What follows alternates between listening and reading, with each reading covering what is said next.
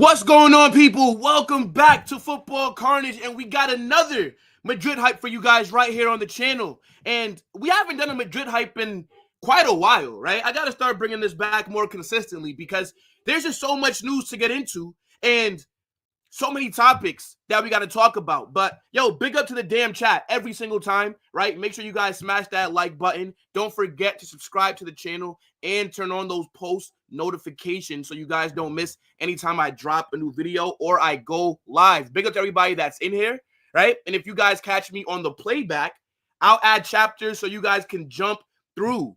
But few things that we're going to get into, right? There's news that's come out today about Raul Asencio getting a new contract that the club wants to offer him. We also got to talk about these Dalot rumors, the right back from Manchester United. And we are going to look back at the Getafe win from yesterday because I think there's 5 things that we could take away from that game, right? 5 talking points that I do want to touch on. And then Carlo Ancelotti, after the game, he did give a pretty interesting press conference, and I want to see what he said there. And then we're also going to talk about some transfer news, right? We're being linked with a move with Reece James. Also, maybe we talk about Florian Wirtz, possibly, right? But shout out to everybody that's already in here. Yeah, guys, hold on, chat. 1 second. Where is... All right. All good. But let's see who's already in here. Big up to my guy right here. What's going on, my G? LRT says W. Nah, bro, you're a W. Everybody that's watching right now is a W. Hope all the news is good news. Yeah, look, I don't have any negative news to talk about today. I was worried, though, that there was a possibility that Antonio Rudiger was not fit because I saw him limping yesterday. And when I was waking up this morning, I was scared to check my phone because I feel like every time I wake up, it's usually something about an injury going on at the club. And when I saw Rudiger limping a little bit yesterday, I was like, oh my goodness, if I wake up to news that Antonio Rudiger is out for, I don't know, a few games or a few weeks, I'm going to lose my shit on stream. Luckily, I've seen none of those reports. So all good. What's going on? It says, Hala Madrid, you're not a mosh, bro. What's going on, my G? And then BK says, Asencio better get a good extension. You know what? Let's talk about it, right? I don't even want to waste any more time. But before we get into it, actually, I do want to say one more thing. I will be dropping my match preview for Athletic Bilbao later today. So this is why you got to make sure that those post notifications are turned on so that you don't miss any of the videos that I drop. All right, guys? But let's get into it, man, because as my guy right there said, Raul Asencio, he is possibly about to get a new... No, actually, no, not even possibly. Raul Asencio will be getting a new deal from the club. And I think this needs to be the highest priority right now because we got to be real right now. Raul Asencio has essentially saved our season. I'll say it again. Raul Asencio has saved Real Madrid's season because ever since Militao went down with another ACL injury, the way that this guy has stepped into that starting 11 and has been flawless, has been playing amazing, has saved us. Because the board did not do what was required in the summer window, right? Nacho went to Saudi. David Alaba is still trying to return from his injury from last season. And how did the club respond to losing a defender? They did nothing. We didn't sign anybody. We wanted Lenny Yoro, but we didn't want to pay the money that Manchester United were willing to pay. So we miss out on Yoro. And I'm thinking, well, we're going to sign a defender. Like, we have to sign somebody. So what? We missed out on Yoro. The club are going to have another option that they want to go to. But no, they didn't. So we ended up only bringing in Mbappe in the summer. And our back line has just been real fragile the last 18 months, right? How many times did we see Tchouaméni or Danny Carvajal having to fill in that center back? And the club decided to not spend any money on a defender. And now we're in a situation where we only have 3 fit center backs. Rudiger, Raul Asencio, and Jesus Vallejo. Now, the reason why I say that Raul Asencio, one, he deserves a contract immediately. Upgrade him now. Sign him up to a 6-year deal. Add the €1 billion release clause. Do all that. Because this player looks like an absolute gem. If it was not for Raul Asencio, we would be starting Jesus Vallejo right now. Do you understand what I'm saying, chat? Jesus Vallejo is shit. Raul Asencio has been the best defender that we've had since he's came into the team. Now, I know that it's only a short sample size, but after that Liverpool performance, mind you, Liverpool battered us. The scoreline might not show a battering, but based off how the game was flowing, if you watched it, you know how much Liverpool dominated us.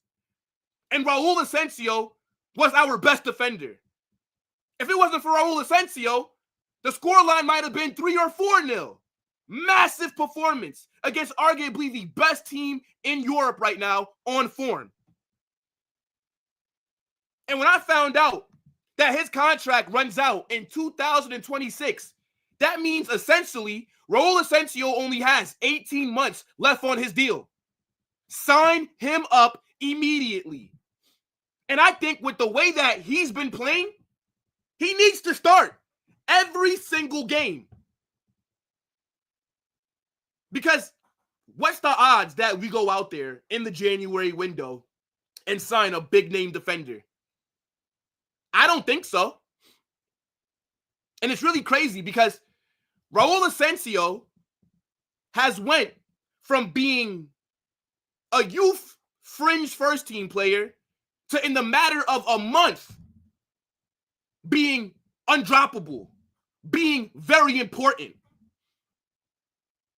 He's a ball-playing center back, right? His passing and his calmness on the ball is really good. The way that he's able to withstand being pressed by a team's front line, his passing ability, right? We saw that assist that he got for Jude, the vision and the quality to pull off that kind of pass. Defensively, he looks sound. He has good defensive awareness. He covers the areas that Rudiger leaves. You can't teach some of these intangibles that a Raul Asencio has. This kid is a baller. And the reason why a lot of people do not speak about him as highly as they should is because he's not from Barcelona. Everybody always wants to shit on our academy. But when we have a player like Raul Asencio, who's snatched the first team spot, who has been one of our better defenders, where's all the hype and praise for him? It seems like only Madrid fans are talking about this guy. But if his name was Asencio, and if he was from La Masia, this guy would have been getting sucked off by everybody. Now, I'm still mad at the club, right? I'm still mad at Florentino Perez. I'm still mad at the board for not going out there in the summer window and getting a damn defender. But Raul Asencio, what he's showing us is that we didn't need a Lenny Yoro, right? Now, obviously, we did need defenders because look at how thin we are right now. But maybe we need more that's more experienced, right? He's showing that the academy does have the talent to be able to contribute. And the thing is, our academy is pretty good. People don't realize this, but our academy makes the club a lot of money. Look at all the teams in La Liga. 90 to 95% of them have former Real Madrid academy players. Look at in the world of football, there's academy players. But because they don't get into the first team that often, everybody just acts like it's shit. No, it's not. And I'm glad to see Raul Asencio balling out because I don't watch the academy play. So when he first got subbed on, to me, he was an unknown. And I have been very impressed with him. And there will be a point in time that comes where his performances do drop off a little bit. Naturally, that's what happens, right? There's no player in the world that drops 7 or 8 out of 10s every single game. He will have a bad game. But what I'm seeing from him right now, He looks like a very good player, and we need to extend his contract fast because his value is going up, and he saved us this season. Because if we had to start Jesus Vallejo most games, it might be peak. I'm gonna be real. Vallejo is not a good player. Raul Asencio is a good player. Again, this kid has saved our season. Yesterday against Getafe, what a performance. We'll talk about that in a little bit. Against Liverpool, good performance. Against Leganes, good performance. Against Osasuna, good performance. Again, in the span of a month, he went from a fringe academy to first team player to undroppable. So let's see what the club does in January, because I still do believe we should be making some defensive signings, right? I still do believe that we should have gotten Sergio Ramos during the international break. He's a free agent, right? And I'm not even saying to bring in Sergio Ramos to start. Bring in Sergio Ramos just to have on the bench. What's the problem? I don't see the issue with that. You tell me that Sergio Ramos can't be serviceable for us off the bench? He's better than having Vallejo come on. And I was seeing reports that when Tchouaméni comes back, Carlo will play him at center back. But I think with how well Raul Asencio has played, when Tchouaméni is fully fit, keep his ass in the midfield. Leave my center back in his position. You don't have to force a DM to play center back. We know that Tchouaméni can do it. But if Raul Asencio is playing at this high of a level, why would you take him out of the center back rotation in terms of starting? So, yeah, Raul Asencio, new contract on the way. And I think that he signs it as well. Absolute baller, has been putting in good performances since getting into that team. And to me, he's very important. He's undroppable at this point in time. We literally do not have a choice. But it's not like we're starting him because we have to. Because Carlo could have said, nah, I'll go for Vallejo. No, we're starting him because he's been cooking. He's literally forced Carlo to make a decision. And you know a player is really good, especially when they're from the academy and young, if Carlo is starting you week in, week out. Because Carlo don't trust the youth. Look at how hard it's been for Arda and Endrick especially to get minutes. So that just shows you his levels. But yeah, man, Raul Asencio, right? They're saying that Real Madrid are planning to offer him a new contract. The club is very happy with him. His performances have been excellent so far, and Real Madrid will prepare a new deal with a higher salary. His current deal ends in 2026. I want to know what you guys think about Raul Asencio, because for me, it looks like we got a gem from the academy. I see this guy having a Danny Carvajal kind of trajectory in terms of from the academy, right? Maybe he goes on loan next season, but comes back and then he's a part of the first team. Because I do believe that next summer we will be signing defenders. I think Real Madrid will have a defensive revolution next summer. Because I like Raul Asencio, but in an ideal world, he's not starting week in, week out for us, right? I think I like him more as a squad player. Now, obviously, he's been immense since stepping up. But I still think in the summer, we need to sign at least 2 center backs. I think in January, we need to sign a center back. But I just don't know if the club will actually do it. There's so many conflicting reports. But definitely in the summer, right? Like, I want Saliba. And I want maybe one more young center back.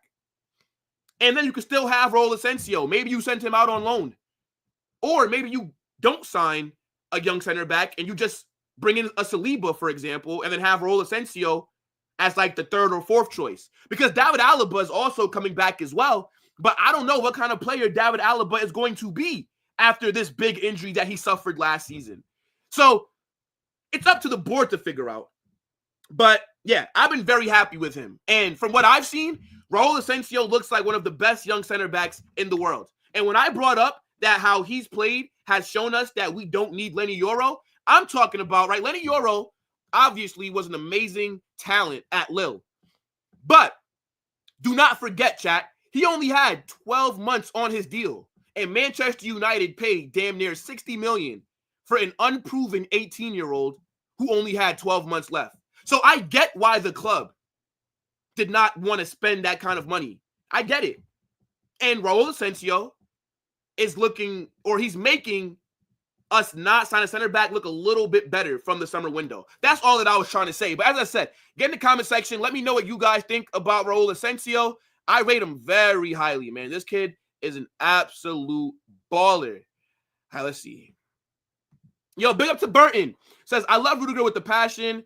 He's artist bodyguard. He got the yellow for the header the guy did on him. Big up, Burton. Vinicius says, it's crazy that Endrick only gets minutes in matches. We are fucked already. It's like he is set up to lose. Yeah, we're going to talk about Endrick in a little bit. Facts, Asencio must be our starter. Bro, literally. Literally. Ashan says, bro, make me your moderator. Holla Madrid. No. I've never seen you here before. So it's all good, bro. But I appreciate you for being here. Big up. Future captain. Yeah, I saw some people saying that we got our new Sergio Ramos. I don't know if I would take it that far, right? Sergio Ramos is one of the best defenders that I've ever seen play. I don't want to put that kind of pressure on him right now, but very good start. We have talent within our youth system. We must move away from fully relying on purchasing top talent and superstars and give our youth players a chance. Yeah, I do think that Real Madrid could start, maybe doing a better job of also bringing in youth players. So I don't actually think that that's a bad statement, bro, to be honest. Let me see. La Liga is full of Real Madrid Academy players. Facts.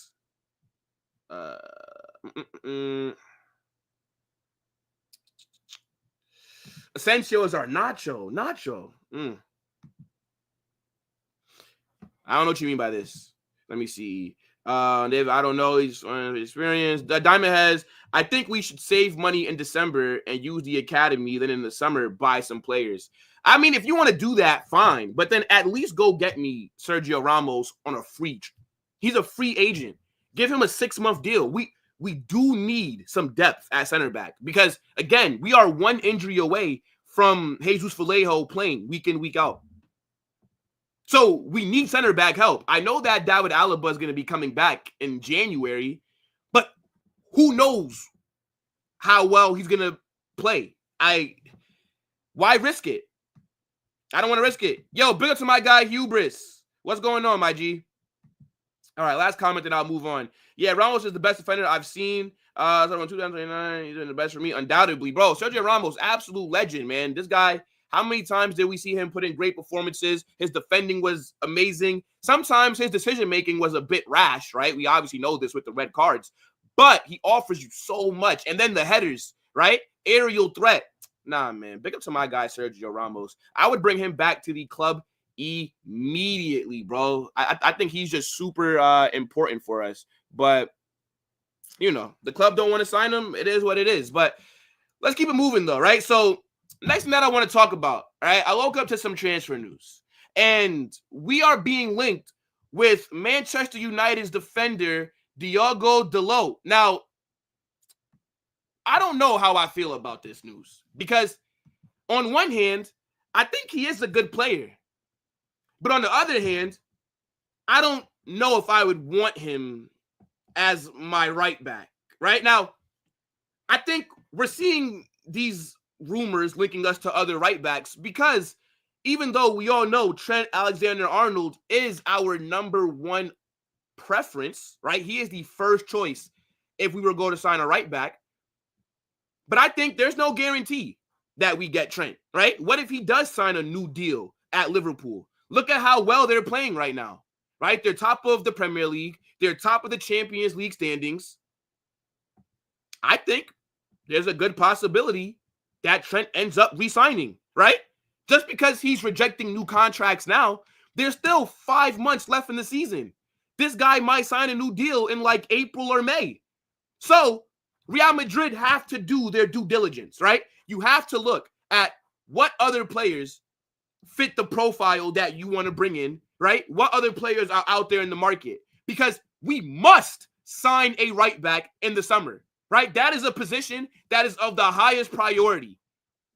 That to me is right up there with getting a new center back because Danny Carvajal tore his ACL a few months ago.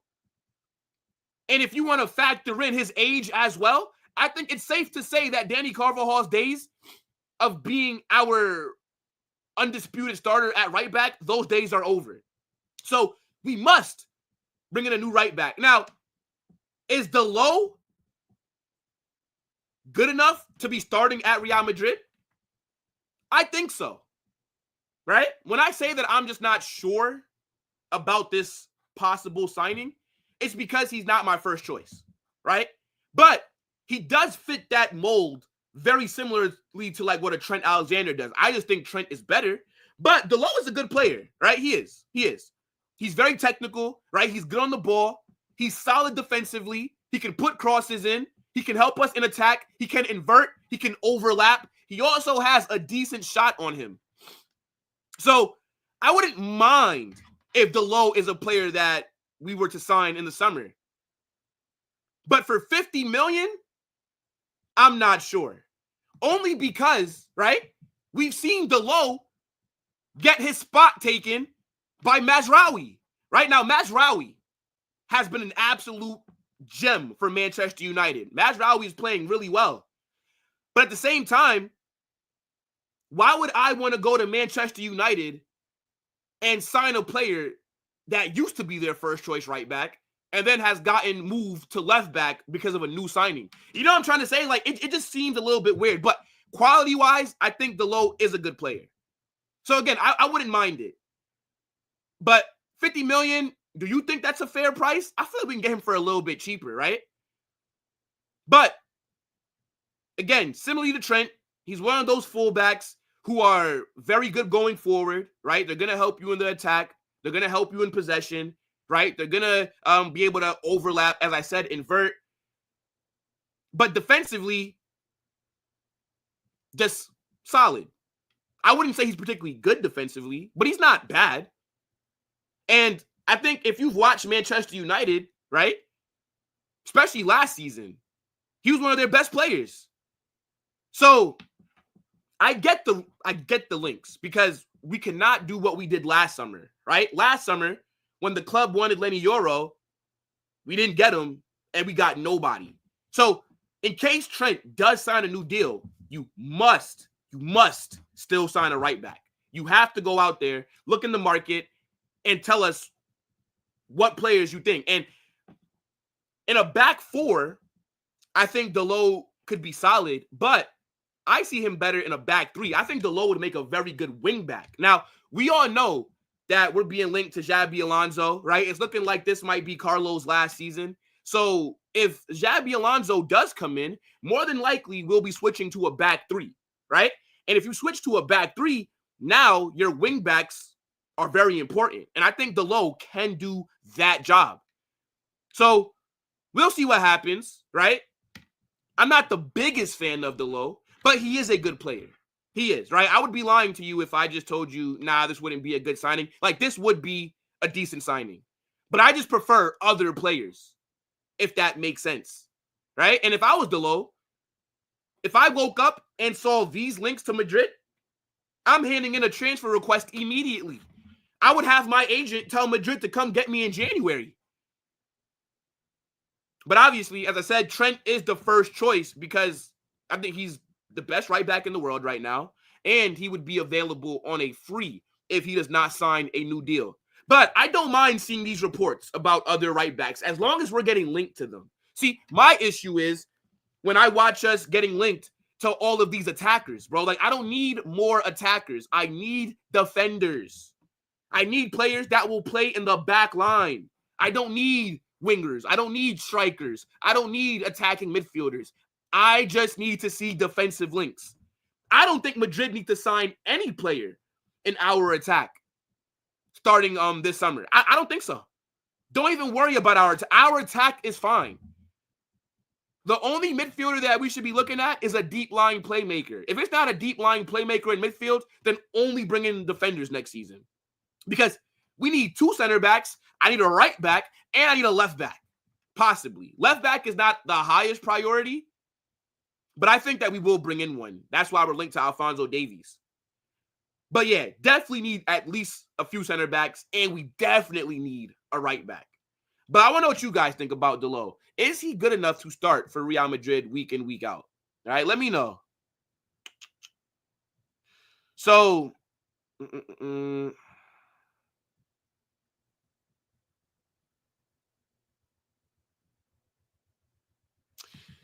So bro says he'd rather have Pedro Porro. I do like Pedro Porro. The thing is, Pedro Porro is going to cost a lot more money than Dalot. Like, doing business with Tottenham, it's just a little bit difficult because we know that Daniel Levy is going to drive a very hard bargain, right? He's going to set a very high price for Porro. They might want like 60 to 65 million. Even though we do have a history of buying Tottenham players, right? And making them become legends, right? Like, we changed Tottenham players' lives. Look at Luka Modric. Look at Gareth Bale. You know what I'm saying? Like, we literally go to Tottenham and change their lives. But Pedro Porro would be very expensive. And I don't know if the club will want to spend like 60 or 65 million on a right back. But I do rate Porro, though. So, big up. Big up to my guy, George. Says, at work, so only have time to drop a like. And big up to my guy, man. Hope that you have a good shift, G. What about Grimaldo? Where's Grimaldo at? Is he at Leverkusen, right? He plays left back. I think the club won Alphonso Davies, bro. Yeah, Porro is good going forward, but defensively, I don't think Porro could cover a light pole 1v1. I ain't gonna lie. Mark Goldbridge complains about him a lot. I don't necessarily rate Mark Goldbridge with his football takes, so that doesn't necessarily move me. You know what I'm saying? Like, I don't really care if Mark Goldbridge does not rate Dalot or complains about him a lot. Sell Mendy and Vasquez in the summer. Nah, that's funny, bro. Mendy is nuts. I do believe that Trent will come here because it's not like the future of Liverpool is looking the brightest, but their season so far might convince him otherwise. Exactly. And that's all that matters. Do you know Quenda? No. And I feel like this is a trick right here, Eagle. I feel like you're trying to catch me out. And big up to my guy Dime. I'm doing pretty good. I hope that you're doing well. But yeah, man, let me know what you guys think about Dalot still in the comment section because, it's a possibility, right? I mean, we can't just dismiss it. Now, I want to talk about the game against Getafe, right? Let's get into the Getafe chat right here. So I think that, look, solid performance. I think that first half, we were very good, right? We were absolutely cooking them in that first half. And then the second half came, and we played well for, I'd say, the first 10 minutes. I'd say up until like the 55th, 58th minute, we were playing well. And then we just fell off massively.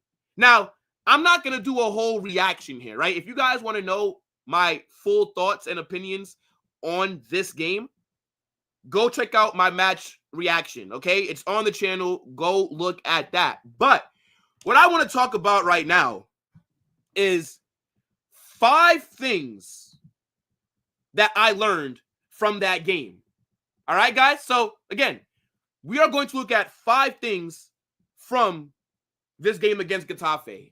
So, first thing, right? Let's talk about it. Raul Asencio is him. Now, we all saw the news today about the club wanting to give him a new contract because of how well he's played. And it's well-deserved because Asencio, since Militao has went down, he has been phenomenal. I've not seen this guy do one thing wrong. On the ball, he looks calm. In defense, he looks calm. What a player we have on our hands here. I think Raul Asencio needs to be a starter week in, week out. He was very good against Getafe, just like he's been in every game that he's played. And I think his potential is very high, right? I think that we're dealing with a player that can end up forcing himself to be a starter at Real Madrid, even if everybody is fit. His future is bright, and he has been one of the reasons that I still have hope for this season. Because after that Militao injury against Osasuna, I was thinking, what are we going to do? What are we going to do? I'm like, so we're going to have to play Rudiger and Vallejo every week. And then Raul Asencio came on, and he just took the starting spot with two hands, and he's ran away with it. Huge performance from him. And yesterday, he was our best defender. Again, he was better than Rudiger. Since Raul Asencio has been in the team, he has been better than Rudiger. So, the first thing that I learned from yesterday's game, Raul Asencio is him. And if you want to even just look at his stats, just look, right? Hold on.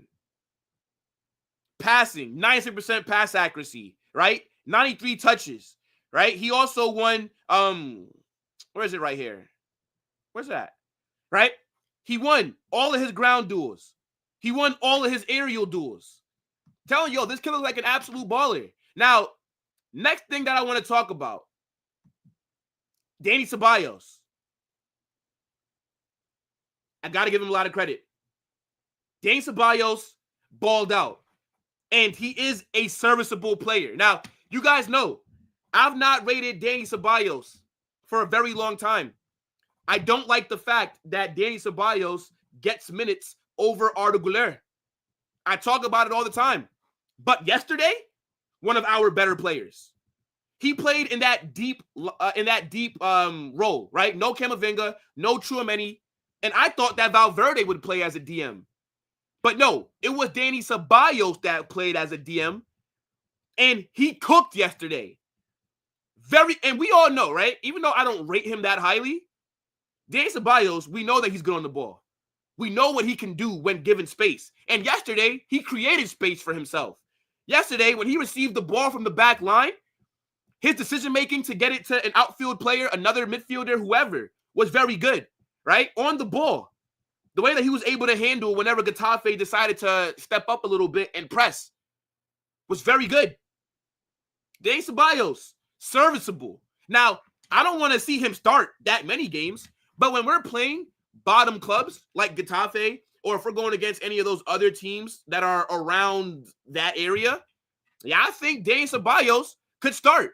And I knew that he was going to start because Luka Modric started against Liverpool. And I didn't believe that Modric was going to start back-to-back. The guy is like 40 years old. He can't be starting games back-to-back like that. So, yeah, Dani Ceballos, good performance. Yesterday showed me that I got to give him a little bit more grace, right? I can't be so hard on him because he is still serviceable. Now, the third thing, Jude Bellingham, best 8 in the world. What a performance from Jude Bellingham yesterday. Man of the match, in my opinion. I know that La Liga gave it to Mbappe, but Jude Bellingham, for me, man of the match. Absolutely cooked. That first half was arguably one of the best first halves that he's played since coming to the club. He took his penalty well. That assist for Mbappe, the weight of pass, nice.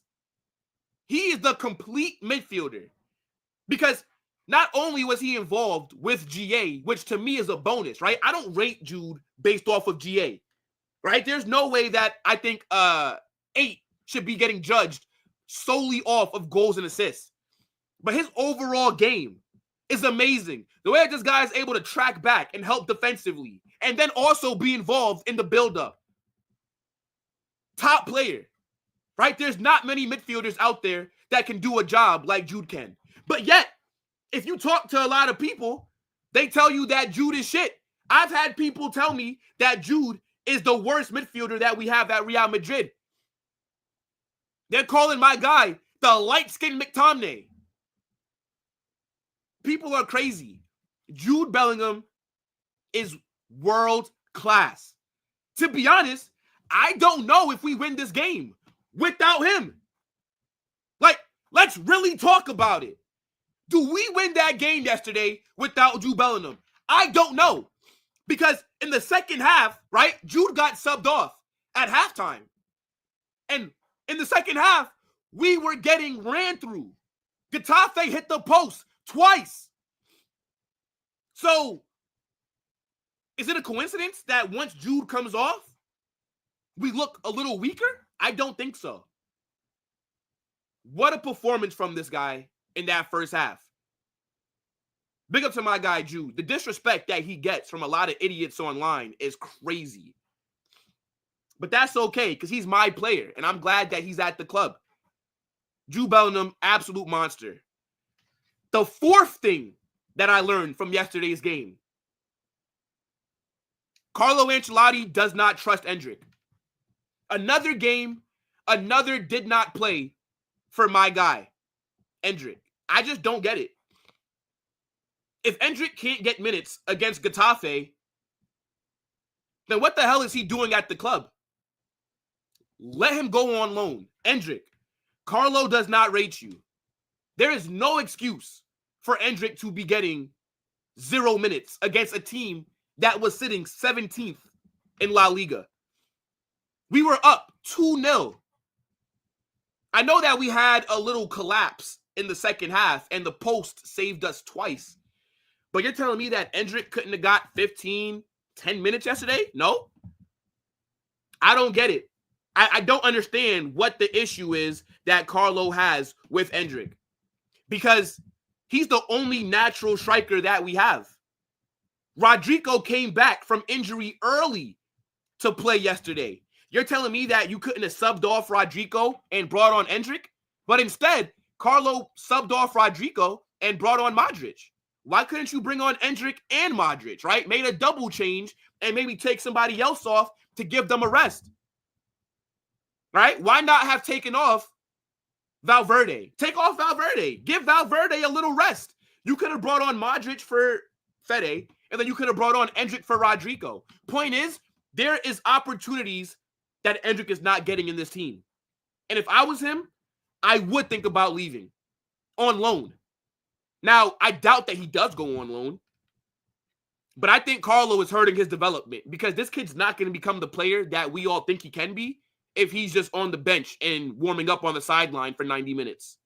What good is that doing him? Again, if Endrick cannot play against a team that's sitting in 17th, that just tells me Carlo does not rate him or he does not trust him, which is dumb because in the limited amount of opportunities that Endrick has gotten, he looks dangerous more times than not when he's on the pitch. He must play more. So that's the fourth thing that I learned. And now the fifth thing that I've discovered, the fifth and final thing, chat, I think that Mbappe, his form is picking up. I think we're very close to seeing Mbappe get back to his best. Now, yesterday was one of his better, I'd actually say that was the second best performance that Mbappe has had for us, right? And it wasn't that good of a performance. It was a solid one, but Mbappe could have had a hat trick yesterday if he was a bit more clinical. His shooting boots are still missing. But what yesterday showed me, again, the confidence is almost back. The way that this guy scored that goal from outside the box, I know that that was a big boost because Mbappe's he's found life at Real Madrid very difficult, right? I know that he has a good amount of GA, right? And I know that he's won man of the match a few times, but everybody with eyes can tell that Mbappe's just not been at the level that's required for us. And I think the way that he took that goal yesterday, right, was very good. And I'm backing him to turn it around very soon. Now, you guys saw yesterday, right? Mbappe was putting himself in good scoring positions, just wasn't able to finish. And that's been what he's done all season. The issue is not, Mbappe at Real Madrid is not a problem, right? Everybody's acting like because of him, we've been struggling. No. Yes, Mbappe's not played the best, but he puts himself in good scoring positions. It's just the finishing is not there. But I think Mbappe is close to being back to his regular self. Let's see what he does against Bilbao. But I think yesterday was one of his better performances. He got a goal. He was involved in the buildup. He was sloppy in possession a little bit. He did lose the ball quite a few times. But just overall, good performance, right?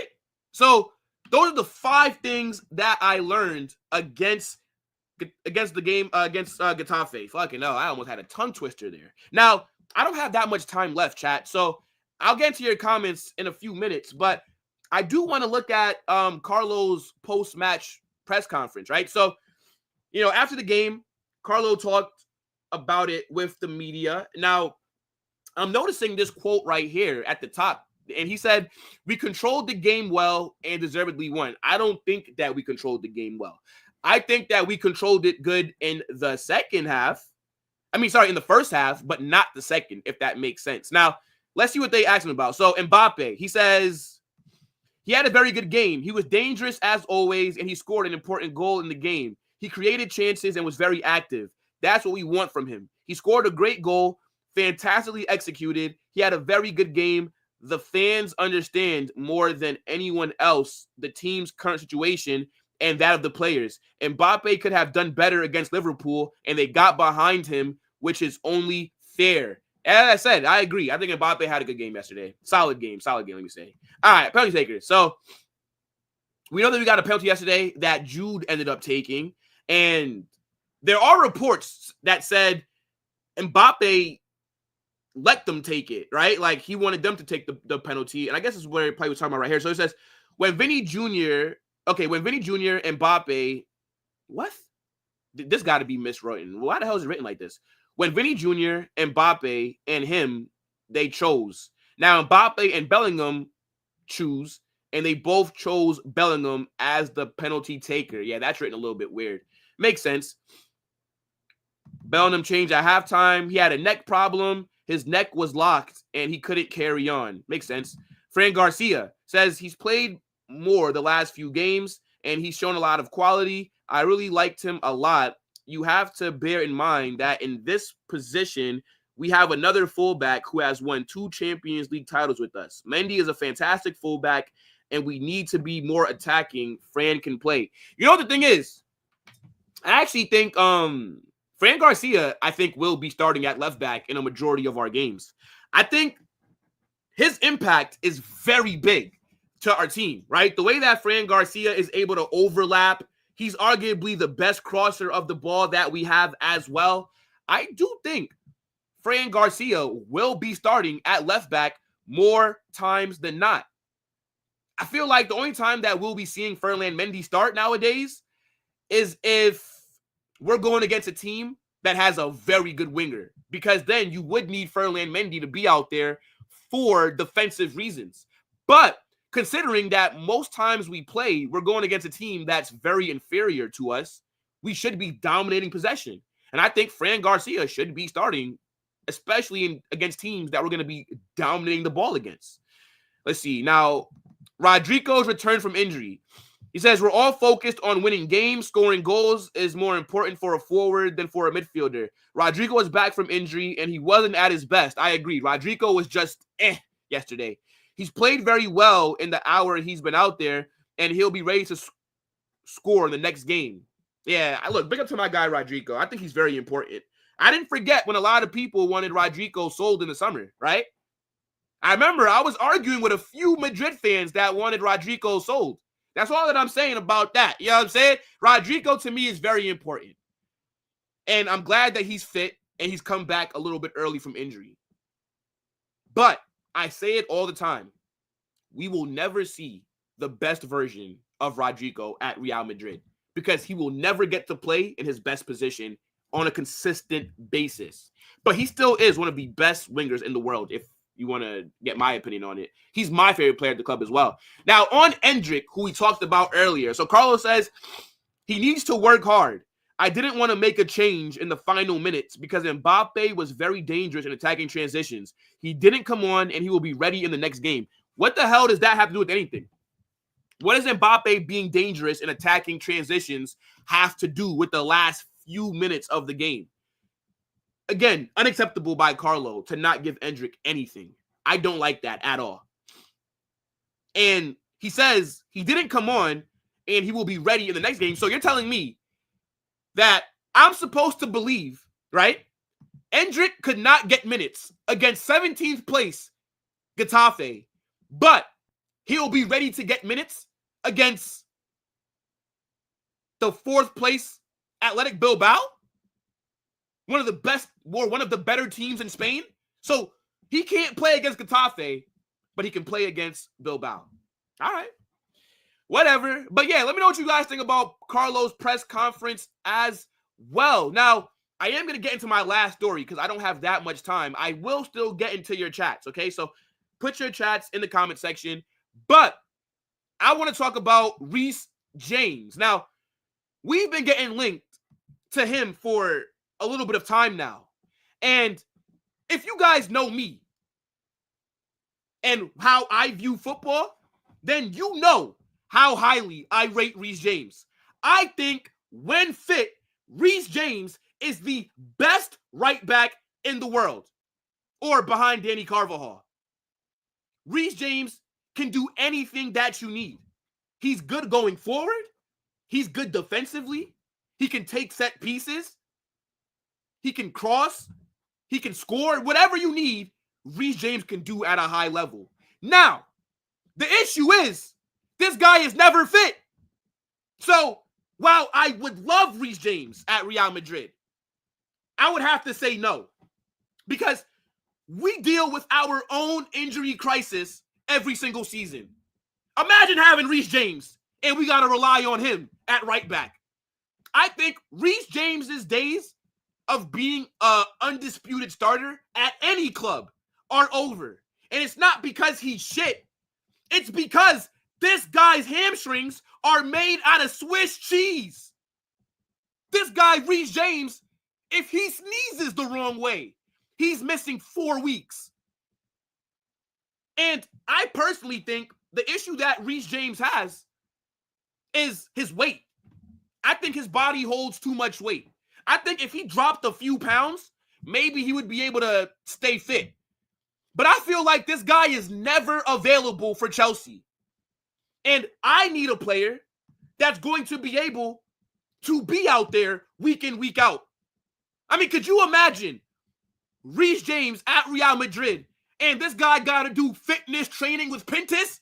He would die. Pintus is getting all my other players hurt. So why would I go bring in an injury-ridden player? But again, I rate Reece James. He is a baller. But the problem is, he's never available. The reports are saying that Chelsea could let him leave for as little as 20 million. I mean, 20 million for Reece James. It sounds like a steal, but it's a massive gamble, right? I remember when we were first linked to Reece James, and because I like him so much, I was trying to justify why we should sign him. I was like, well, look at Ousmane Dembele, right? Like Ousmane Dembele, he used to cough the wrong way at Barcelona and miss a month or so. And since he's went to PSG, right, Dembele hasn't really had any injury problems. Maybe a change of scenery is what a player like Reece James needs. But, bro, we struggle with our own injuries. Like, if we were a team that didn't really get injuries like that, maybe I would say to bring him in. But if, hypothetically, if we were to sign Reece James, you cannot sign him alone. Like, Reece James cannot be our undisputed starter at right back. No. If you bring in Reece James, it's because you're bringing him in to be a backup. Because Reece James cannot play any more than 50 minutes. Literally. He can't. His body cannot take it. So, I don't know if people want to blame Chelsea's medical staff, right? If people think that that's the problem, I have no idea. All that I know is that it's too risky, right? And I'm somebody that believes if Reece James never had all these injury problems, I view him literally as the best right back in the world. Obviously, I do have a bias towards Carvajal, but I think Reece James is phenomenal. I was one of those people years ago that said Reece James is better than Trent. And I do believe that.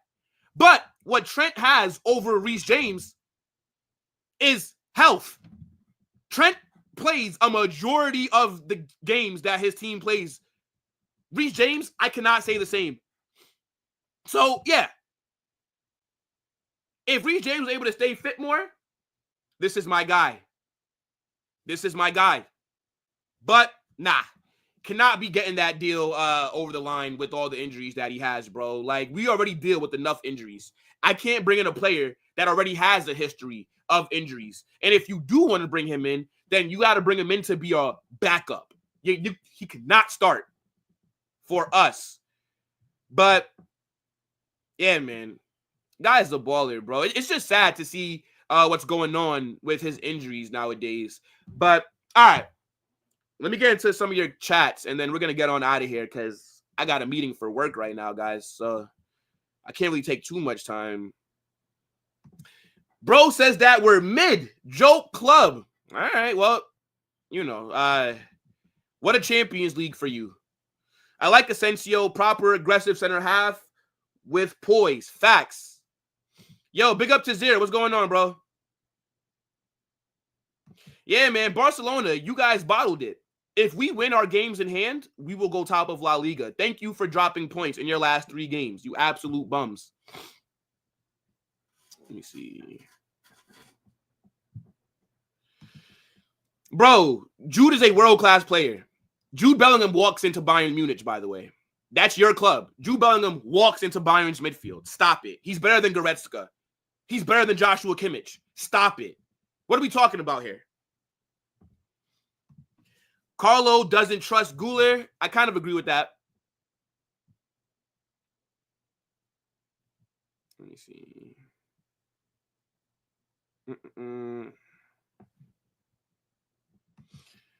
Arda is him. Yeah, I do rate Arda. I don't think he's been the best this season. He definitely does need to step up a little bit more. But, yeah, I think Arda has good potential for sure.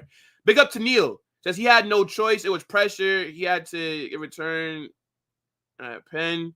Yeah, well, for me, once you miss a penalty, you shouldn't take the next one, honestly. So I was glad that Jude took that because he did miss that pen at Liverpool. So let me see. How is Mbappe's form going to be when Vinny comes back? Where is he going to play? Because the left side belongs to Vinny. I think you guys are going to be very disappointed. Carlo Ancelotti has already said that Vinicius likes playing centrally. So that, to me, tells me that Carlo will be starting Mbappe on the left moving forward. We saw it against Leganes, right? Vinny played centrally, and Vinny actually did cook. Like, Vinny cooked playing as the striker, kind of. Mbappe kind of still struggled a little bit. But, yeah, I think Vinicius will be central. We play Bilbao Wednesday. Let me see. Yeah, it's not often. It's not like if you don't watch Chelsea and if you want to just tune in to a random game, yeah, it's not often that he's out there, bro. Let me see. Nike should give Mbappe the same shoes as Vinny. Okay. I don't know what that means. But, yo, let's end it here, guys. Big up to your damn selves, right? Make sure you smash that like button on the way out. Subscribe to the channel if you have not done so. Turn on those post notifications because I will be dropping my match preview 4-hour game against Bilbao in the next 2 hours, right? So you guys don't want to miss that. Make sure that you keep an eye on the channel. And, yeah, we'll be back tomorrow. Tomorrow, we'll probably do a press conference reaction. And then we're going to be doing the German Super Cup. It's Bayern Munich versus Leverkusen. We'll do that for a watch-along. So that should be fire. But, look, big up to your damn selves. W chat, as always. And, yeah, turn on those notifications so that you guys do not miss when I drop a new video or I go live. Match preview is dropping in a couple of hours. Big up to your damn selves. I'm out, people. Peace.